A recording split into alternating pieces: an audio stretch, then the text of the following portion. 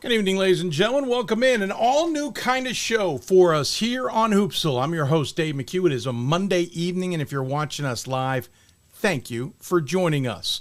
This is the Hoopsville Top 25 Double Take. Now, you might remember this if you're a fan of the show from when we've done this in-show over the last few years. It's been a fun little segment to kind of change things up, as it were, and certainly popular. Well, we're going to change it up this year because what we're going to try and do is do this as a separate show the rest of the year. But there's a catch. Tonight it's free and available to everybody. Welcome in. Thank you for joining us. We appreciate you taking the time. In the future, it'll be available for subscribers, and later in the show we'll let you know how you can take advantage of that. Sorry for the slight delay getting on air. We had a couple technical gremlins. Everything worked fine until today, apparently. But this is what we're going to do. Each time, we're going to do a men's section and then a women's section. We'll keep it in that order so everybody's aware of that order through and through, and it doesn't confuse anybody. The men will almost always have Ryan Scott join us. If he can't join us, we'll get someone like Pat Coleman to join us. And then unusual, not today, but at usual shows, we'll get an extra person, a guest. Whether that be another top 25 voter who is vocal, Bob Quillman, Matt Snyder, somebody else who is certainly public about their top 25 ballot and would like to discuss it.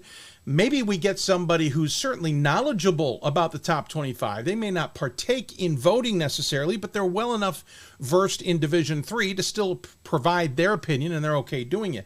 We'll supplement them along with Ryan and my voices on the men's side. On the women's side, we're going to tap into Scott Peterson and Riley Zayas' expertise. And the same thing. Well, we'll use a Gordon Mann or somebody else on the women's side to come in and present their opinions throughout. We're not going to use a Bob or a Matt just once, but we're not going to use them on a weekly basis either. But it gives us a variety of ideas. And we've had our debatables and our deep dives and our I know there's another one. I'm forgetting who it was. Dubious choices.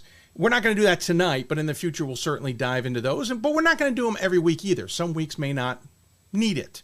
So that's the basis of it. In the future, subscribers will be able to gain access to this via buymeacoffee.com/Hoopsville. We will get that on the screen, I promise you, if not tonight, in the near future, including a QR code.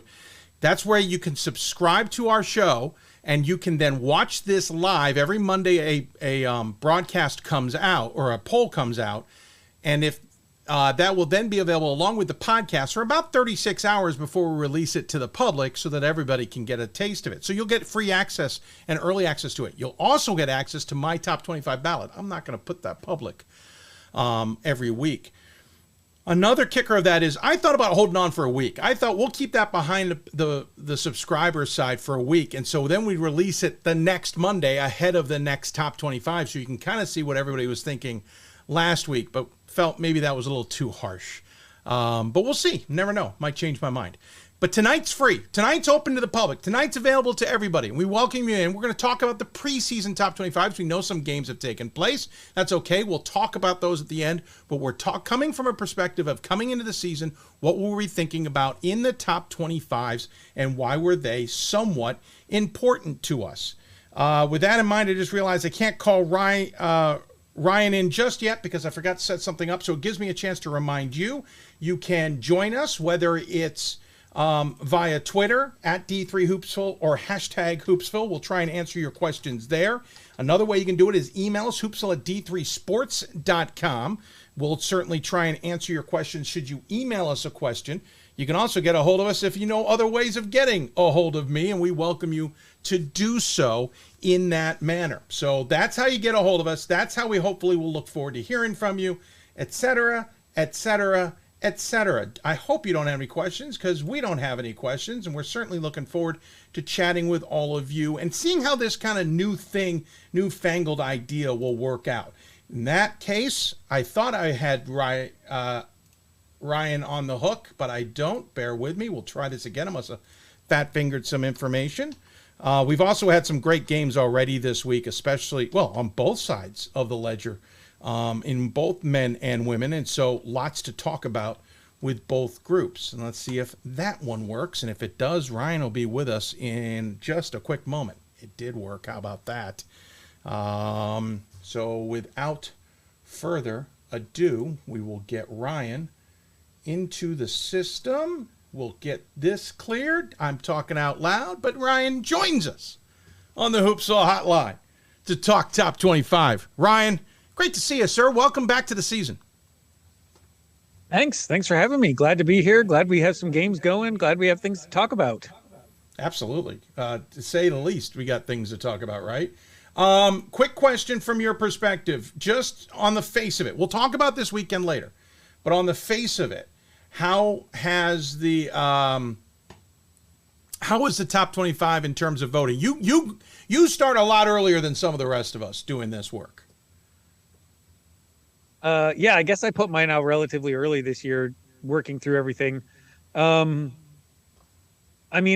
feel like this year is, in one sense, pretty easy to predict because there are a lot of good teams that bring back a lot of players. But at the same time, this is a different season from last season. And just because you have a similar roster doesn't mean that it's going to work out the same way. And so just trying to gauge some of the small changes and which teams really go up and down. I think the difficult thing for a lot of people is saying, all right, so my 30th ranked team brings back everybody on the roster. They might still be the 30th best team, right? That doesn't mean they're going to jump all the way up just because they bring everybody back. Better teams sometimes can plug in, bench players who are just as good, or, any of the other things happen. So it's really figuring out, how far do we jump somebody up or somebody down, especially when they lose a lot, like the case, Wesleyan last year, who was in the Final Four but lost their two best players, right? So it's a lot of guesswork. Or an NYU who lost all but 7% of their scoring as the runner-up. And what also, to your point, you might be the 30th best team with that entire roster and bring them all back. To your point, it doesn't mean you suddenly leapfrog to be the 10th best team. Your talent may still be your talent, and it's no knock on that talent. We're deep. We're deep in Division III, both men's and women's basketball. There's a ton of talent. I was reminded of that this weekend myself. When some unranked teams were playing pretty good basketball, all things considered, in front of me, especially for the opening weekend, right? My challenge with the top 25 every single time is trying to decipher what I see on paper and what I know from what I've seen, but then also ignoring what I've seen and understanding dynamics can change. To your point, we've seen a lot of really good teams with a lot of good talent who played really well one season and they just can't figure it out the next season. Yeah. I mean, that's college students, right? I always say that, right? You never, it's kind of cliche, but I always say you never know who broke up with his girlfriend, right? Like that can change the whole course of something when you're 21 years old, right? It's so true. You don't know who's got an extra lab that's, keeping them up all night. There's a whole lot of things that can happen when you're in college that impact your play beyond so many other things. That's actually a really good example. Very good point. All right, let me ask you. I'll answer these along the way too, but I'm going to ask you primarily. I'm not looking for a deep dive necessarily, or debatable or dubious at this point in time. But let's talk about a team that maybe stood out to you. Was there anybody who stood out other than Trinity when you voted for your top 25 preseason poll? Well, once we got the super secret voter data that we get at the beginning there, I think everybody knew that lacrosse was going to be really good. They're bringing back a lot of players, but they had a number of impact transfers coming in too that also were pretty impressive, and increasing the depth there was one that really stuck out to me, and trying to find a place where to put them was an interesting thing, because again, you were the one who always says, I want to see him on the floor first before I really give much credence to that. But at the same time, you can kind of look up some of those stats and see where they played before and what their possibilities are. So I know that was one that stood out to me quite a bit. And then somebody like Redlands, who's bringing back pretty much everybody, and also have a big transfer coming in.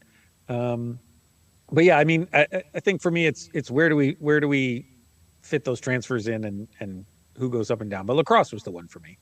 I'm going to freely admit this right now to everybody listening at home. I swung and missed on lacrosse. I didn't include a WIAC team in my top 25, and it's a mistake on my part. Lacrosse was high on my list, but for some reason, while reading the data, I felt like I had more questions than I had answers, and maybe I read too much into the transfer thing. Not that they had that many transfers, but that, oh, you're bringing all these transfers in. Well, in that case, I want to see how you play, to the point you just made a minute ago, instead of putting you immediately to my top 25. And for the record, by the way, I didn't even look at my old top 25 ballot while doing this. So I don't even know where I put lacrosse last season at the end. Though they made, I mean, they were I was going to say close to making the Final Four. I mean, once you beat them 80-66.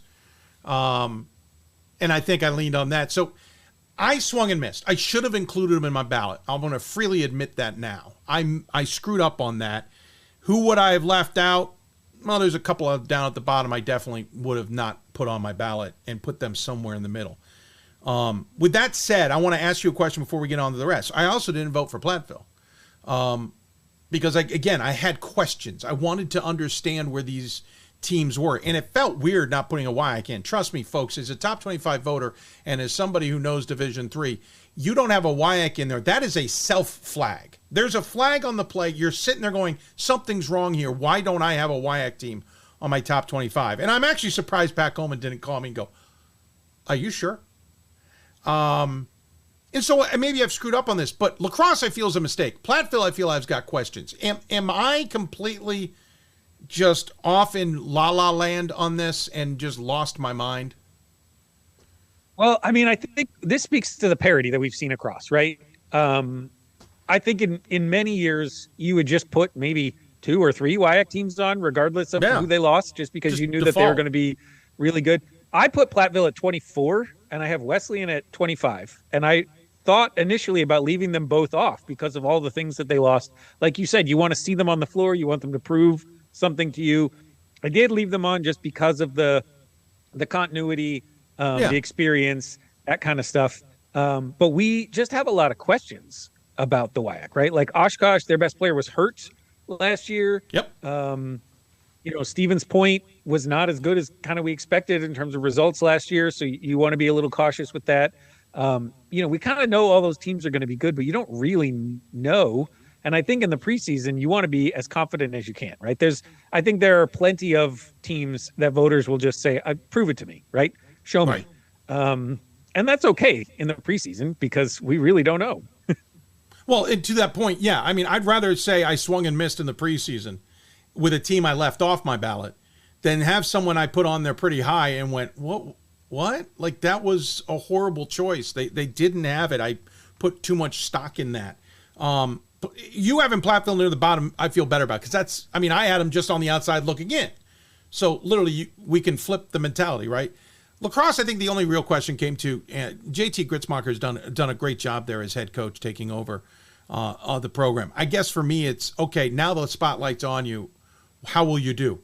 They answered it in the opening weekend. We can get to that later. And so they'll be on my future top 25 ballots for sure. And I'm really happy to admit, by the way, when I've missed on one, and I definitely missed on that.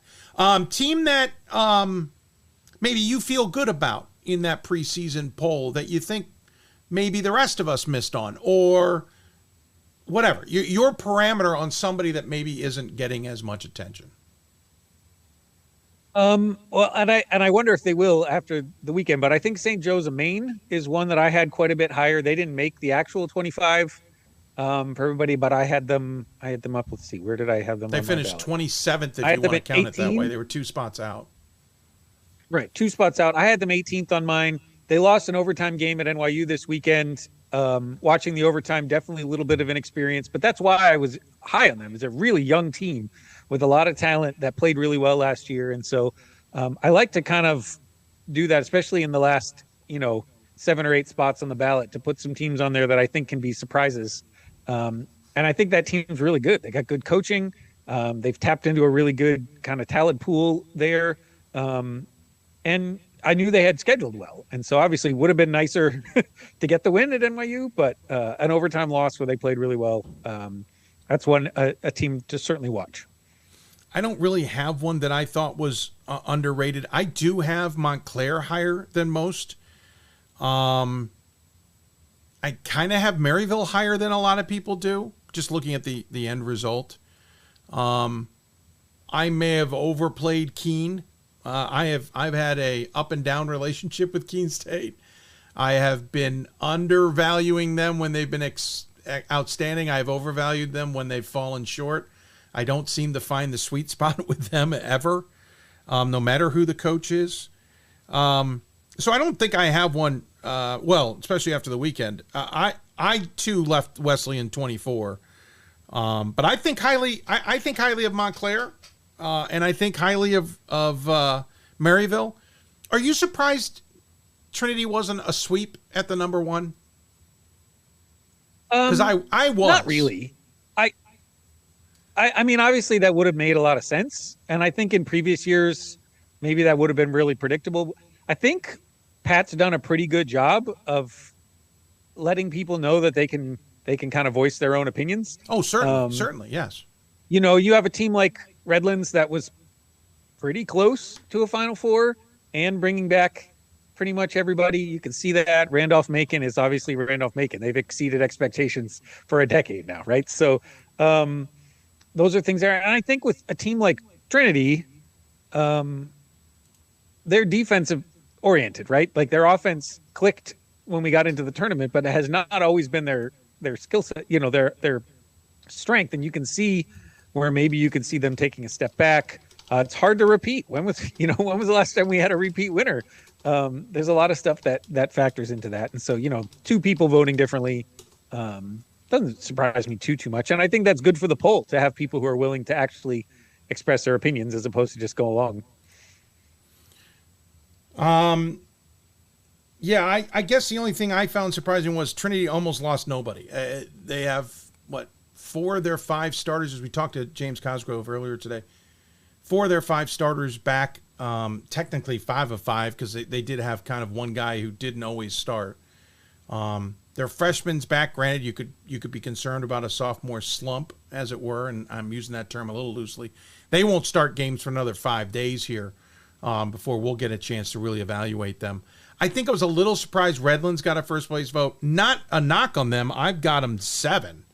But I think more along the lines of Trinity was just that darn good. But I see your point, especially in this parity days, for sure. All right, let's talk about the weekend.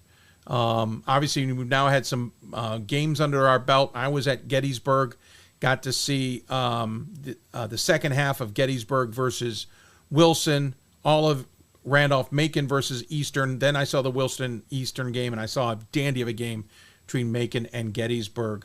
I can come back to that. What were your thoughts on the weekend? I mean, it's a good weekend. I do think it stinks not having the NESCAC going at the same time. It seems like, and not just them. There was a number of the top teams that just didn't play over the opening weekend for whatever reason or another. I know, especially crossover with conference championships with the fall sports and facility issues. It's often easier for people not to do that. So it kind of feels like we got to start, but kind of just a half start. I think after this next coming week, we'll have a better understanding of where everybody is. But lots of good games. I love that we're playing so many good games so early. Maybe that's a little risky when it comes to your NPI, but glad we're getting those matchups for sure. I was fascinated. I was fascinated with Randolph-Macon because, granted, I saw them in front of me. Highest, they were ranked, 2? I've got them 2. They bring back a heck of a lot of talent, and they're deep. I think they're deeper than people realize they are.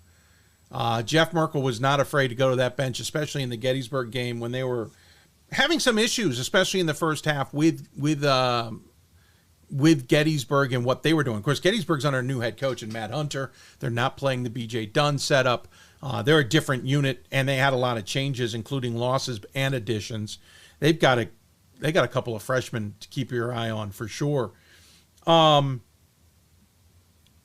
I found interesting about Macon was, not surprising, the Eastern game was a little bit back and forth for the first third, but when they put their foot down, they absolutely stomped and walked away. That is what I find impressive about them, is they can absolutely put a game away, and it can get out of hand real fast. Very reminiscent of that championship team in the years leading up to that championship team. That said, the game against Gettysburg was a struggle for them. Gettysburg took them out of what they wanted to do. They really had some challenges trying to deal with Gettysburg. It came down to, funny enough, I was thinking about this the entire game. Jabril Robinson, really good talent, wasn't having a great game. I think he had 8 points with about 5 minutes left to go in the game. Gettysburg had done a nice job slowing him down, keeping him out of the contest. And by the way, this was not a foul-happy game. I was impressed. The officials were letting him play to the point of the rules. This was not an overly physical and, oh my God, will they call something game.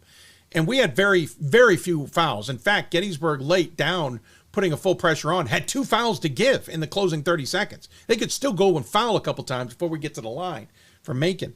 But it was Jabril Robinson who got them the lead. Back-to-back shots for 5 points, who took them from down 4 to leading by 1. So it still tells me, as good as they are, it's the All-American who's going to be what stirs that drink. And that's not a knock on them. I think they're tremendous. I'm just curious, with all that talent that they have and all that depth, they're a little smaller. I don't think they go unscathed against the ODAC. So now, as good as they are they too? And I'm starting to wonder that. But as I said, I a lot of people, 11, so what? I had them at 11 for some of those same reasons. And I could see that. Yeah. I was saying to somebody else too, is I had them higher than I expected to have them. And I had them higher than I expected to have them because for me, there's a steep drop between Trinity and everybody else. And you got to fill that hole. And I'm not saying they're bad. They're not deserving of 2. I'm just saying I really wanted to put them 7, 8, 9. Well, the one thing to watch is Josh played a couple of freshmen, a decent number of minutes this weekend, which I don't remember him doing. Usually it takes till January before their defense is good enough for him to trust those guys. The fact that I had heard they had a really good recruiting class, and the fact that they've got freshmen playing the first weekend is probably a good sign for their depth and their long-term development. And the rebounding, that was the other thing. You mentioned the size. They out-rebounded Eastern by 15, I think, in that opening game. We'll see. They're playing Newport this weekend, right? So that'll definitely be a physical game. They'll definitely be forcing somebody other than Robinson to try to make some shots. That's the other question that I had coming into the season is can they score outside of the ball in his hands and getting it to the right guys? And I mean, we'll definitely see that early. They've got a typically really, really tough schedule. They out-rebounded Gettysburg 44-27. I didn't realize it was that significant. I thought it was a little bit more even-keeled. Gettysburg only had 3 offensive rebounds the entire game, and they still were in that game. I'm not saying Gettysburg's a top 25 team. I want to see how they play, but that's the best I've seen a Gettysburg team play against a top 25 or in a big game environment in quite some time. So, I mean, 2 semifinals in a row in the conference, Swarthmore and then F&M last year both kind of dictated the thing against Gettysburg at home. So, yeah, I was impressed with what they did, but it's game 2. We'll see what happens. You're up for that, great. By the way, no crowd showed up because they decided to all go to the football game where they got absolutely slobber knocked by Muhlenberg. They made the wrong choice, is what I'm trying to say. Anything else stand out to you? Anything else that jumped out that you found interesting? We don't vote for another 2 weeks here, so we get to kind of percolate on and marinate on this stuff. It's the other ODAC team, Hampton-Sydney. Yeah. I voted them. Where did I have them? I had them 17 on my ballot, and I was nervous about that. Had them in the exact same spot. Of how much they relied on Adam Brazel last year.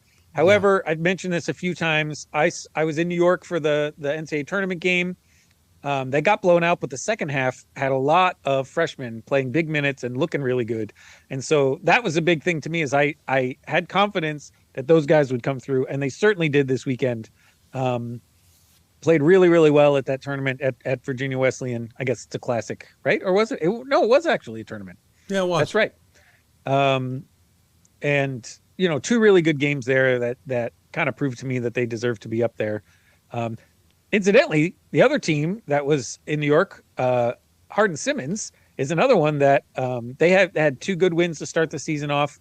lost two really key leaders from that team. But again, that's another one with some transfers coming in. Chris Bryant's a big man who's really, really good. Just having a chance to see a team in person actually does really help kind of evaluate, especially farther down, the things that don't show up in the box scores. I like that seems to be panning out so far, the chances I took there.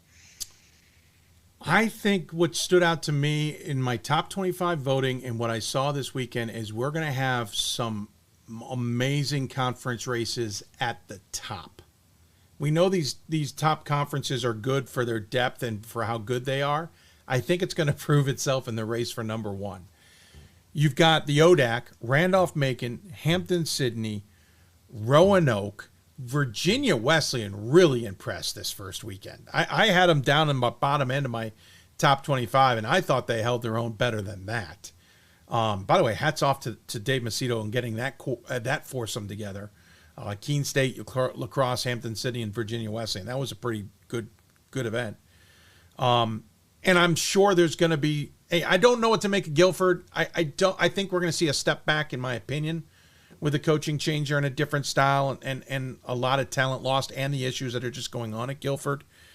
But who knows who else steps up in that conference. But that race is going to be amazing. The NESCAC, Trinity, Tufts, Williams, Wesleyan, and whoever else steps up. UAA, Emory, WashU, Chicago. Case Western might reload and re-enter the equation. Carnegie Mellon will be fascinating to watch. I don't know what's going to happen with Rochester. I think NYU is a wild card. We just don't know. And then Brandeis, I think, is going to make it, a nightmare.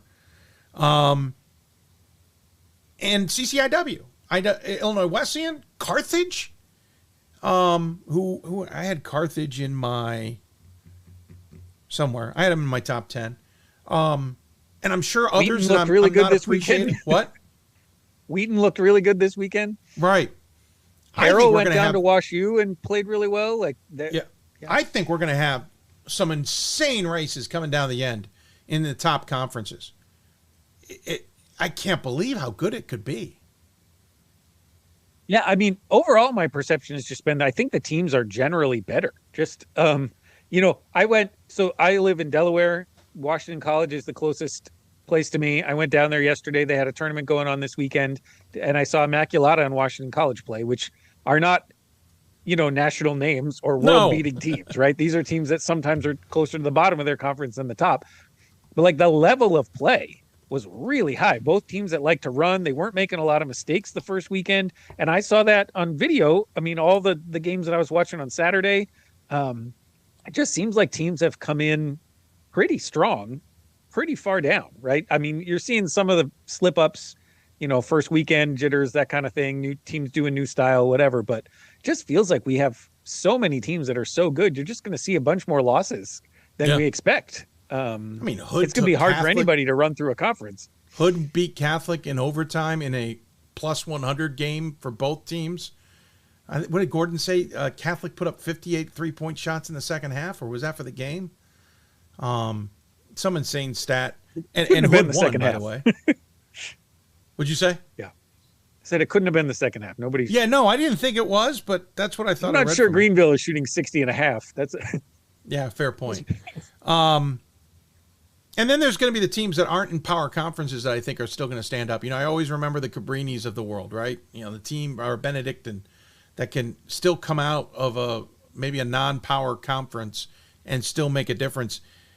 Calvin, not that they fit that bill necessarily, but I'm looking forward to seeing how Calvin comes through the season. I really want to see how that SCIAC race shakes out. I'm really looking forward to this, though I'm not looking forward as a top 25 voter. I'm probably going to be pulling my hair out by mid-December. I'm glad we get the extra couple of weeks to have some real games under our belt and just be able to reward performance. Yeah, great point. Great point. Before I let you go and we switch to the women's side of things, any other thoughts before we get you back here in 2 weeks' time for that first top 25 in-season poll? No, excited to see some games. So many good teams out there, and glad we get to finally watch them play. Yeah, I agree with you. Looking forward to it. Hey, thanks for the time. Appreciate it. We'll have it a little bit more buttoned up, polished, and put it together a little bit more succinct in the future. But I enjoyed just vamping tonight, kind of giving everybody a sense of what we'll do on this show. And you enjoy the next couple of weeks, and we'll talk soon. Yeah, for sure. Thank you. Ryan Scott joining us here on the Hoopsville Hotline to talk about the top 25. So, again, this is what we'll do. We'll have Ryan on. We'll have another guest. We'll talk about a team that maybe is a debatable choice, one that deserves maybe a little extra attention, who's flying under the radar, or one who's flying really high and needs to be discussed. That's what we'll do on the men's side. We'll also do it on the women's side. And coming up, we'll bring in Riley Zayas, and eventually Scott Peterson will be able to join in as well. And we'll talk about the women's top 25. I'll lean on them a little bit more on their expertise, and we'll see what their perspectives are. You're watching the Hoopsville Top 25 Double Take Show right here on D3Hoops.com from the WBCA studios. For the love of the game, but for those of us who are Division III student athletes, it's more than that, a lot more. Sure, the game is important, but as we work so hard to build both mind and body, it's more about team. That is why NCAA Division III teamed up with Special Olympics, and in giving the gift of sport to those for whom it seemed an impossible dream, we are working to make this a better world. Help us keep that dream alive. You can make a difference. We are the coaches of women's basketball. We are leaders and teachers, dreamers and winners. We are professionals who conduct ourselves ethically and with integrity. We place the education, safety, and well-being of the athletes we coach above all else and teach them the fundamental values they need to succeed in life. We are coaches united for the good of our game and those who play it. We are the WBCA. We've got more schools than Division I, more fans than Division II, and more upsets than March Madness. There's nearly 850 programs with over 11,000 games leading to 2 national championships. And we've been covering it all for over 2 decades. From Eastern to Occidental, from Puget Sound to Piedmont, from Southwestern to the University of New England, and from Hope to Calvin. Nobody covers Division III basketball like we do. We're D3Hoops.com at www.D3Hoops.com. The National Association of Basketball Coaches is the nation's premier professional development and advocacy organization for basketball coaches at every level. The NABC strives to serve as the voice for coaches on national issues while advancing the core value of leadership, service, advocacy, education, and inclusion. To learn more about the NABC and to become a member, visit NABC.com and follow the NABC on social media at NABC 1927. That's NABC.com or NABC 1927 on social media.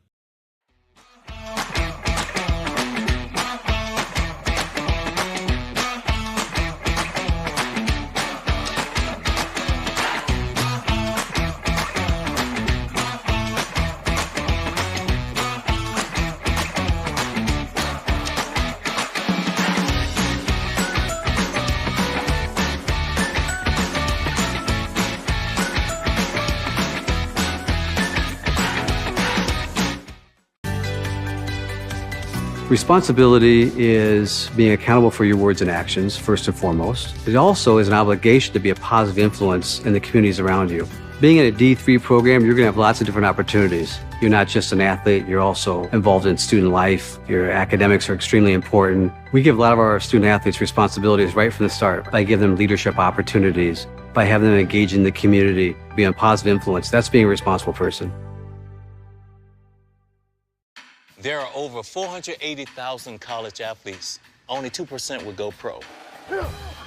That means over 470,000 will not get a shoe contract. No autographs. No private jets. No fan clubs. No Hall of Fame inductions. Instead, they will walk away with something much more valuable.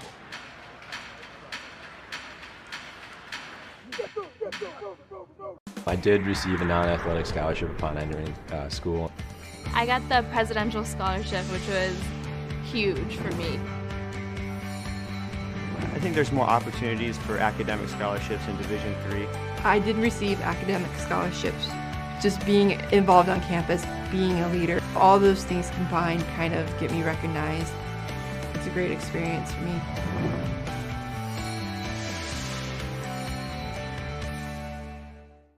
For the love of the game. But for those of us who are Division III student athletes, it's more than that, a lot more. Sure, the game is important, but as we work so hard to build both mind and body, it's more about team. That is why NCAA Division III teamed up with Special Olympics, and in giving the gift of sport to those for whom it seemed an impossible dream, we are working to make this a better world. Help us keep that dream alive. You can make a difference. Got to unmute yourself once in a while. Welcome back to the Top 25 Double Take Show here on Hoopsville. This is a special show we're going to be doing on Monday evenings when a new Top 25 poll comes out, so about 13 times a year. It's free tonight. It's available to everybody, but in the future, it's only going to be available live to subscribers. Podcast will only, and archive will only be available for subscribers for a period of time. We will open it up to the public, but not right away. So this is a taste of what we're doing. It'll be a little bit more polished up as we get moving forward. And at the end, we'll talk about how you can subscribe to Hoopsville and all of that. In the meantime, we talked men with Ryan Scott. We'll pivot now and talk women with Scott Peterson and Riley Zayas. In the future, one of them will always be with us, and then we'll have somebody else join them from an outsider's perspective. Not necessarily outsider from a top 25. They may be a top 25 voter, but outsider from the perspective of they're not within our kind of little group that we're always discussing these topics. So let's go to the Hoopsville hotline to talk all about it. And joining us there, it is the aforementioned duo of Riley Zayas, if you're watching us on the left, and Scott Peterson, who takes up the center square. Is it X or O for you, Scott, today? X or O? Well, the center square, Hollywood Square. Sorry, old school reference. Thought maybe you have a bit of an old school thought. I thought maybe you'd get it. It's all good. I'm dating myself. Hey, both of you, we'll go left to right. We'll start with Riley on this. From your perspectives, going into the top 25 in women, it felt like to me, I'm not technically voting. I dabble enough in case I'm needed. It felt like NYU gets penned in no matter what they lost, and then it's everybody else. But when that top 25 came out, Riley, it wasn't that. So I'm curious, what was your mentality going into this vote? Absolutely, Dave. You know, first of all, appreciate you having me on tonight to talk all about this. It's always great to be back on Hoopsville. And yeah, I think, you know, one of the things that as I started to look at who was bringing back what, right? When you look at production numbers and, you know, start to kind of dive into the numbers of it all, it seemed very apparent to me that NYU was as dominant as they were last year. It was going to be a more wide open this year, especially at the top. And we were going to have more teams in that mix, and the gap was going to be closer than it has been in previous years, at least from the way things look on paper. We'll see how they play on the court coming, you know, in the next couple months. But Scranton, to me, kind of really stood out, and I for a lot of reasons, and as I'm sure we'll talk about moving forwards. But, you know, Scranton brings back nearly their entire rotation. They have a lot of key pieces. They have their starting point guard back, which is a very valuable point for me as a voter.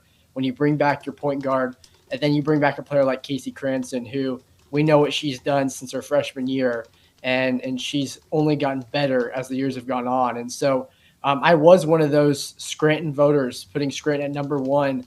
I know NYU ended up number one ultimately, and I certainly, you know, I think there's a case to have the Violets number one. Because of, you know, they still return quite a few key pieces. But I do think, you know, losing Natalie Bruns and Belle Palekia are big losses, and those aren't players you replace easily. And so I think that's what went into it from my perspective, just on a general sense of putting Scranton number one ultimately, and then NYU number two. Scott, curious your take before I have just some follow-ups on that. What was your mentality on that? The same idea.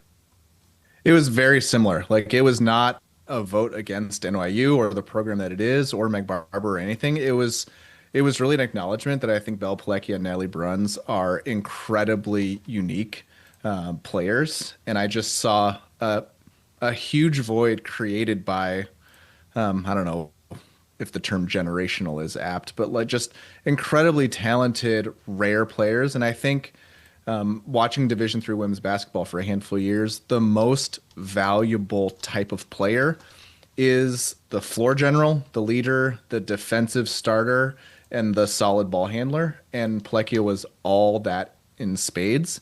And that's why teams that had that and lost it, it's nothing against the program. I just don't know how you replace Plekia. I don't know how you replace Sidney Jones at Bowdoin. I don't know how you replace Sidney Wagner at Trine. I love all those programs and all those coaches, but I want to see how you do before I put you into that same lofty air when you lose that special player. We'll talk about the rest of the weekend in a minute, but I will insert at this point, and obviously they didn't have the biggest challenge. We talked to Meg Barber on the regular show today earlier. They didn't have the largest of challenges, but they absolutely destroyed their opponents.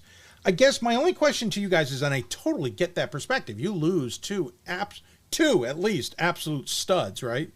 And you bring up Jones too. That's a significant impact as well. But you still do have players who played important roles returning. You got a program that's undefeated. I'm trying to go back to the days of WashU and trying to ever imagine not voting for them number one until finally somebody knocked them off.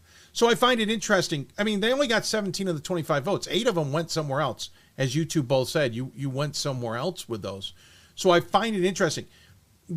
I know it's only 2 games. I know it was at Brandeis and it wasn't the most incredible talent, Scott, but were you at least thinking, well, maybe I overthought that at this point, or do you need more games before you really can understand the dynamics of NYU? I mean, absolutely. I'm wondering if I overthought it. Scranton didn't score for the first 4.5 or 5 minutes of the game. I was definitely wondering that, but I'm not sure we can gain a whole lot from NYU playing to opponents that aren't in the top 300 of Division III. Yeah, fair. Riley, your thoughts? Yeah, kind of similar, Dave. I mean, when I went through it, I even said this in my top 25 ballot breakdown that I did on my Substack and d3hoops.com daily dose, a couple weeks ago. There's not a big gap in my mind between NYU and Scranton at all. I think it's very, very thin, kind of 1A and 1B at this point for me. It is hard to gauge, where NYU is at with playing that quality of competition, but I do think you have to look at their performance and acknowledge, and I think Scott and I both knew this coming into the year, that they were going to be very talented. It's just going to be a matter of figuring out kind of where Scranton's at, and we're going to get to see Scranton have a pretty big test, a couple big tests in non-conference play as well, and hopefully get some more data points before we move into our next couple of ballots to get a better feel for where these teams are at against better defenses, better tests, and see where they're at when they have to go a little bit deeper into their bench and have to maybe come out in the second half and go on a little bit of a run. Those are the kinds of things I'm looking for. But yeah, NYU certainly this weekend looked very, very strong. Scranton picked up 5 number 1 votes, finishing second. Oshkosh got a 1 at 3. Bowdoin got 1, sitting at 5. W&L, who's got a generational talent in herself, sitting at 6 with a first place vote. All right, let's talk about a team maybe that when the top 25 ballot came out, or poll came out, you went, that's interesting. I thought higher of somebody than everybody else. I wonder why. And give me your reasons. Scott, I'll start with you. What was a team that you had maybe higher than everybody else, and what were the reasons for it? So I will stick my neck out there for one that has not aged well so far, but I had Calvin. I would be surprised if anyone had Calvin higher. I had them 10th on my ballot. They had a rough opening weekend, albeit missing their All-American. But at the end of last year, I just saw a Calvin team that had all of the pieces that you want. It had good ball handling. It had really good shooting, good defense, and it had a post presence that was scoring almost at will with a variety of post moves. And they brought back all those pieces. And so, I think they were one of the best 15 teams to end last year, bringing back pretty much the whole crew, and also bringing back 3 significant contributors that missed last year due to injury. And I was just banking on that talent and that upside. They kind of had a rough start to the year, but I don't know that my opinion has drastically changed on them. I still see all the upside. They probably will slide on my ballot, but that was definitely more of an upside play. And honestly, once I got past the first 4 on my ballot, I wasn't super comfortable. Comfortable is not the right word. I didn't have a lot of conviction about who I put at 5th or 6th or 7th or 18th. And so that was definitely more of an upside play where I think the ceiling is very high. Floor might have been a little bit lower than I thought. But the way that I treat my poll is I really only want to move teams if I feel like I've gained new information. And I don't know that I've gained a lot of new information about Calvin. They didn't look good without their best player. It's not, groundbreaking information. So fair. Riley, same question for you. Yeah, I had a couple. One I'll point out, I had John Carroll at number 11, which is, they end up coming in at number 14 in the poll. But for me, John Carroll looked like, I even felt like I may have had him a little low, to be completely honest with you. They brought back, I think, 94% of their scoring. They were a team that was really, really strong towards the end of last year. It felt like they had finally started to click, getting back to kind of that standard that we knew John Carroll women's basketball to be, years ago. And it felt like with the talent they had and then that chemistry and some of those pieces, Scott mentioned the value of having a quality ball handler back, and they have a really solid backcourt across the board. They have depth. They have really, really good, guard play. And so John Carroll was a team that I actually had pretty high. And I'll also add just one more really quickly. I had UW River Falls very high. I had them at number 19. And similar to kind of what Scott said about Calvin, River Falls had their struggles this past weekend. They went 1-1, did not shoot it very well. And it just felt like the guard play coming back for them in that conference. The WAC, we know how good it is, but they have all the pieces there to be really, really talented.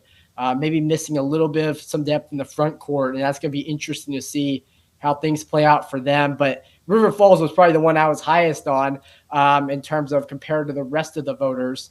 And we'll see how that vote, plays out. But at this point, I think River Falls still does have a lot of the talent there to really make a run in the WIAC and do things that they haven't necessarily done in previous years as far as competing within that league and, pushing for a tournament bid.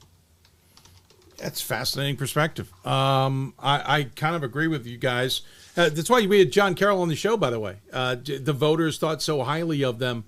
I think Beth Andrews has done a tremendous job. I think it's fascinating they're going to go play a whole conference. They haven't even played in terms of out-of-conference games in the last several years. I think that's a huge dynamic in a conference that might be winnable. Nothing against DePaul, nothing against Ohio Wesleyan with a coaching change there.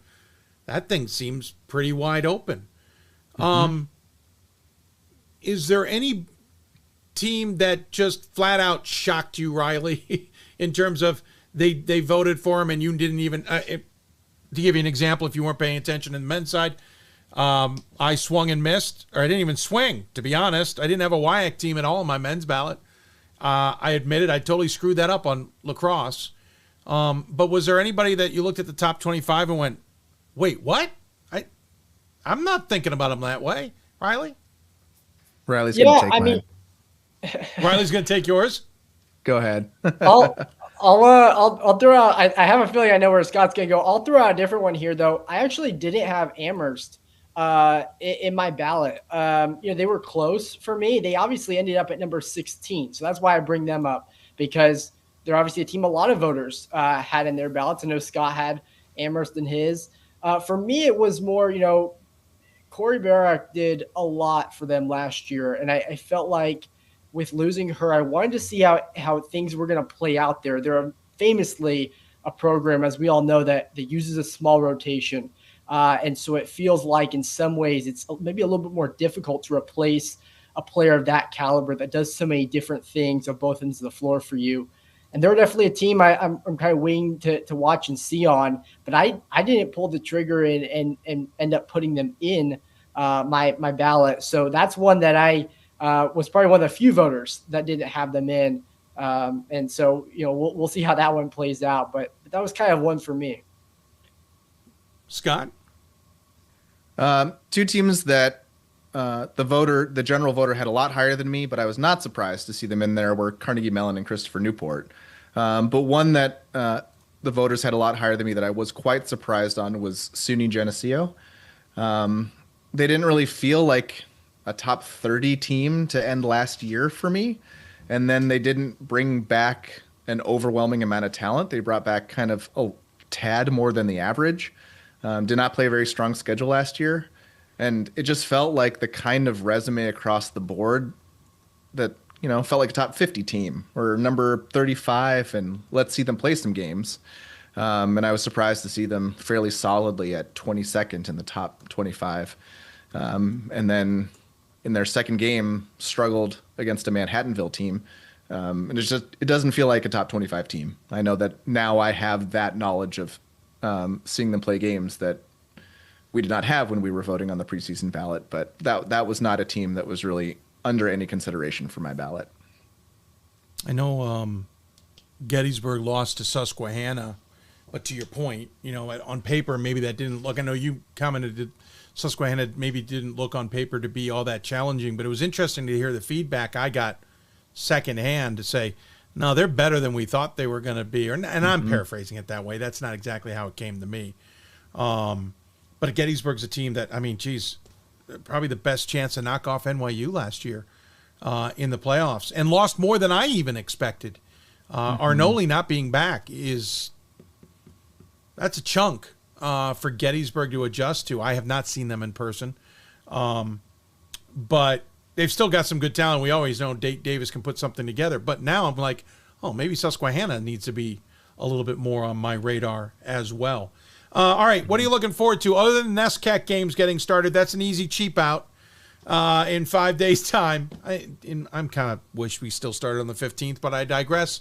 Scott, anything you're looking forward to in the next 2 weeks before we vote? Anything you're eyeing? Anything you're keying on other than obviously just watching good games and getting as much data as possible? Yeah, I wasn't prepared for this question. Sorry. We're definitely waiting on NESCAC to get started, but there's a lot of teams pretty high up in our top 25 that haven't gotten started yet, in addition to the NESCAC. Baldwin Wallace and Illinois Wesleyan and Bethel, and I think those are the three highest. But I know that like Colorado College and Ohio Wesleyan, a whole batch of really strong teams just haven't gotten started yet. And I know that I'm still getting a feel for what programs lose a lot, but you can count on them to reload. Yeah. Like teams like Whitman lost a whole ton and they look great. And then some teams lose a lot and really take a large step backwards. And I don't have a really strong feel for, where are Colorado College and Ohio Wesleyan going to fall on that spectrum. So definitely just getting a feel for the new landscape. I know that I've been tracking on Twitter the amount of minutes lost. Like we're over, I think it's 185,000 extra minutes lost between last year and this year than between the last 2 years. Wow. So with that COVID waiver expiring, it's going to be close to 1 million minutes not returning, via graduation and all other means, but it's an extra 185,000 compared to the year prior. And it just means that the landscape is really wide open. If you look at the list of players that graduated, it's just full of All-Americans, full of four-year starters, full of your floor general point guards. And there's just a whole lot of opportunity for a team, for example, like Susquehanna. They were 110th or whatever in my formulaic preseason rankings. And for a team at 110th, it's not unfeasible for them to be 70 spots better than that, And so we get to see which teams have taken that step forward, which teams added a key recruit, which teams are developing their players, and that opportunity is there for the taking. That's a great point. I didn't realize it was that many minutes lost. Riley, what are you keying on? Yeah, Dave, one big game that stands out to me this coming week, John Carroll plays at Carnegie Mellon. And, their team, CMU, I had them 13th in my preseason ballot. I actually had them higher than the poll was. They're number 17. They have not played yet. So kind of going along with what Scott said, they're a team I'm very, very curious to see where they start this year at. Because for me, they lost some really, really good guard play. And that's kind of where putting them number 13 feels a little bit more like a gamble than maybe, you know, what a lot of other voters would have had. I think their front court's going to be incredibly solid. But seeing them match up against John Carroll is going to be a fantastic data point, because we're going to get to see, you know, how do they fare against a team that has already proven themselves to be top 25 caliber, but, you know, by virtue of John Carroll's, you know, 2-0 start this past weekend. So that's a big one for me that stands out. I also think Cortland playing Scranton tomorrow night, I'm not so much interested in, you know, the exact who wins, who loses, as much as like, how does Cortland play in that game? And I think both Scranton and Cortland probably came away from this past weekend, you know, talking about some things that need to be improved. They didn't look as sharp as I expected them to be. So those are two games that really stand out to me that are going to be important as I kind of evaluate some of those teams moving forwards and where they sit, you know, within my ballot. I said on the men's side that there's definitely some conferences I think that are going to be fascinating to watch, that are going to be more challenging than we've seen in the past, or just deeper at the top, right? I'm sure we're going to get that on the women's side, but what I'm definitely starting to see, and I'm sure you guys can extrapolate further, is the parity we saw in men's basketball and the depth we've seen in men's basketball. I think we're starting to see that in women's. I think a lot of players know they don't have to go play for the top teams to still be, and I say top teams meaning, you know, that small percentage that's in the Final Four. They don't have to necessarily go there. We're seeing that in soccer now as well. We're seeing that, I think, in football, in my opinion. We've got an opportunity, I think, in women's basketball, and this is nothing against NYU or anybody else. We're starting to see other teams become more consistent and be more competitive, and I love it. I absolutely love it. Would I love to see NYU break the WashU record? Absolutely. But I'd also love to see a random team that they're maybe Oneonta or somebody playing up in Montreal that's good enough to knock them off. Because I think it makes the brand better. As two guys watching this, I assume, Riley, you have the same thoughts. Absolutely, Dave. I think we've certainly seen that. And I've talked with a lot of coaches about that, you know, in the last couple of years, about how that's really a trend that they're seeing in recruiting, and something that's kind of starting to happen more and more, where we're seeing the talent distributed a little bit further than it really has ever been on the women's side in Division III. And I think, yeah, again, it makes it so much more competitive, not only from a top 25 perspective, but just going all the way down the list. You know, there's teams right now that, you know, I think we're watching, and we even saw it this past weekend where, you know, there were tournaments and classics where, you know, a couple teams came in and were maybe kind of what I would consider to be in that 75 to 150 type range, and put together some really, really nice performances. And I think we're starting to see some of these teams that are able to you know, the talents being further distributed. And, you know, even within conferences, we're seeing it, right? It feels like there's so many more conferences that are very balanced with the top two or even three. And it makes for some really entertaining conference races. You know, a lot of those conferences are recruiting against each other. Those conference teams are going out and going after similar players. And, you know, the players are going to these different schools. So I think we're certainly seeing that in leagues even beyond just the top 3-4 leagues that we always talk about. We're seeing that trickle down to a lot of other leagues in Division III. And, you know, it's making for some really interesting storylines. Scott, any follow-up on that? That reminded me of something that I'm watching, which is the SCIAC out in California. They've started 6-2 as a conference in against non-conference opponents. I think that they have 3 teams with Redlands, Pomona-Pitzer, and Cal Lutheran that will be jockeying for the top of that league, and all 3 could be in the Pool C discussion until the final day of the year, which is not something that we've usually seen out of the SCIAC. And as a good example, I have Claremont Mudd Scripps as 6th, I believe, in the conference, not in my top 200. And they went out and beat Milwaukee School of Engineering, who was a sleeper of mine that I had in the top 100. And just like games like that are where we see where are these conferences landing. And the SCIAC has scheduled really well in non-conference this year. And I think they're set up to be part of the national conversation in a lot of ways for the whole year. Yeah, I saw your comment about the SCIAC. You said that we might be having a conversation about 3 teams all the way until the end of of the season. And I remember sitting there going, okay, and then having to remind myself we were talking about that in early November. We're not talking about that in end of January, let's say. You know, that's a prediction coming out of the first weekend, and I found that absolutely fascinating. But again, and we're seeing it in other sports. Soccer, there's a pod on the women's side out in California, and they flew one of the California teams out. We don't have to go into all the hamstrings that the federal shutdown caused with those two brackets, but I found that fascinating. So to your point, yeah. Guys, appreciate it. I know it was a little bit looser, a little bit more vamping tonight. That I didn't want to be too tight and restrictive, because how can we talk about a dubious team when we don't have any data? How do we talk about a team that's really high or really low or debatable when we don't have the data? Just wanted to talk about the process and the ideas and the thoughts of this preseason top 25. When we get back together in a week, 2 weeks time, we'll button it up. We'll tighten it up.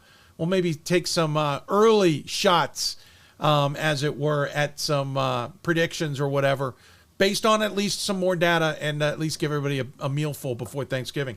Any final thoughts, though, before we let you go? Scott, I'll lead off with you. I don't think I have any thoughts. That's fine.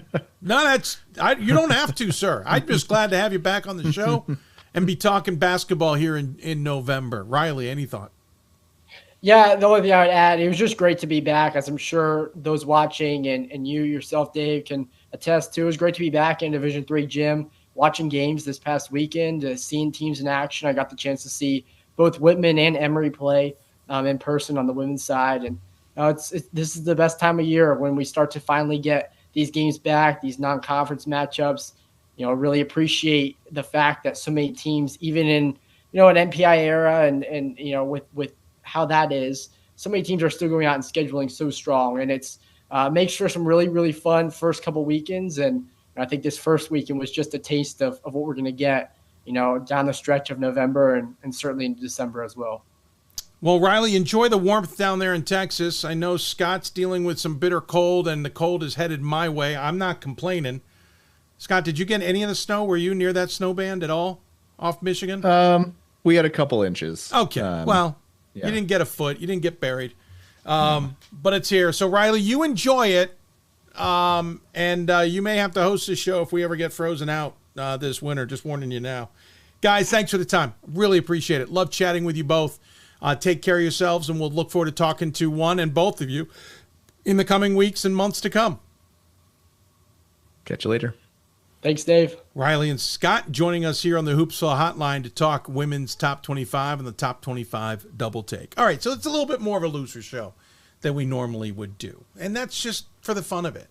We'll talk about those choices that we have in terms of debatable or dubious, or maybe someone who's too high, when we get going with this in 2 weeks' time. At the bottom of the screen, if you are watching us live or watching the archive, is the website, buymeacoffee.com/Hoopsville. There's also a QR code you can scan. If you're listening to us on the podcast, I just gave you the website, buymeacoffee.com/Hoopsville. Or go to our social media pages. You'll see a message about this pinned to those pages. It offers a membership. And yes, we can give you a sense of what that membership looks like right now here on this show. If you're watching the video, you go to buymeacoffee.com and you go to the page, and here you are.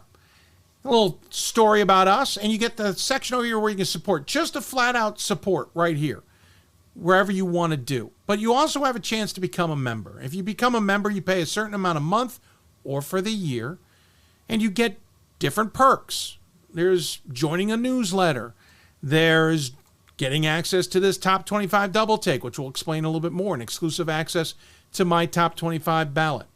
If you pay a little bit more than that, you'll get access to the new Off Court podcast, which is coming in December, where we're going to go deep dive into conversations with alums, former coaches, current coaches, administrators, and all kinds of different people, where we get to go in depth in those conversations, maybe learn more about them or a topic or something along those lines. And if you really want to go crazy, we've got our big package. That includes all of what I've mentioned, plus invites to Q&A shows with myself and others that are off air, and other unique opportunities you can have with us. Plus, if we start to grow this and get bigger and bigger than just basketball, you'll have early access to those programming. Some of you might remember the YD3 show. We'd like to bring that back. We have an Inside D3 show we're thinking about bringing out, but we need your support to do this. No, I'm not planning to try and make a living and buy a McMansion or anything along those lines with your support. It's honestly a way of supporting us and what we do in these studios. To give you an example, we had a show earlier today at 12, and everything for the most part worked really well. Then I got the computer ready to go for tonight, and 6 things decided to go sideways on a computer that has been working well for at least 6 months. And we're going to have to dive into those things, but this is a way of helping us at least keep up to date on our technology, update our studios, and get them to look even better than they do now. By the way, we have plans. No, it's on my other shoulder. We have plans. I'm not a meteorologist by trade. Plans to put even more jerseys up here by moving some things around and getting them to fit better. So look for that. But your memberships, your donations, etc., if you are a company that wants to advertise or sponsor on this show, those things are part of a 3-pronged approach we have to improve our capabilities, improve what we're doing, and provide even more. So we are providing more content this year. We're going to have the 2 weekly shows, 2-hour shows, Mondays and Thursdays at noon.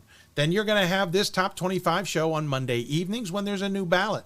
And then we're going to add in the Off-Court podcast starting in December. And the Off-Court podcast will last the entire year. So that's what we're diving into. That's what we would like your help in. So many of you ask us, how can I help? How can I donate? How can I give back? How can I do this? Here it is. There's your answer. Memberships and donations. Go to buymeacoffee.com/Hoopsville. It's exactly like Patreon, just set up a little bit differently on the back end for us. We've already got at least 1 new member, and more I know say they were going to be joining us. So join us now. You will gain access to this show live and for a period of time before the rest of the public gains access to it. This is an opportunity for you to give back, and we have a little fun and provide some opportunities as well. So there you go. A little bit of a taste. Hope you enjoyed it. Kind of like PBS, we'll give you one more, or Sirius XM maybe. We'll give you another taste later in the year after the holidays.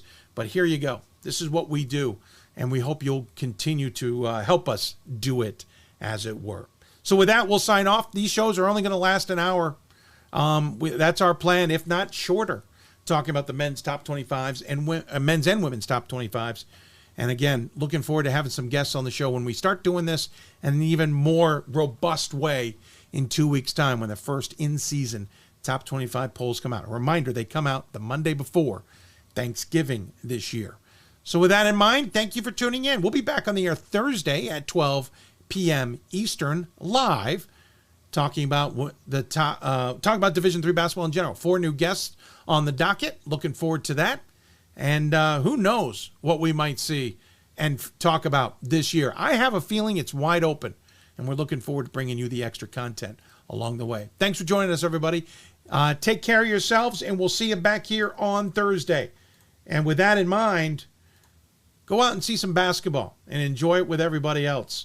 Nothing beats Division III basketball. Go support the student athletes. If you can, just watch from home.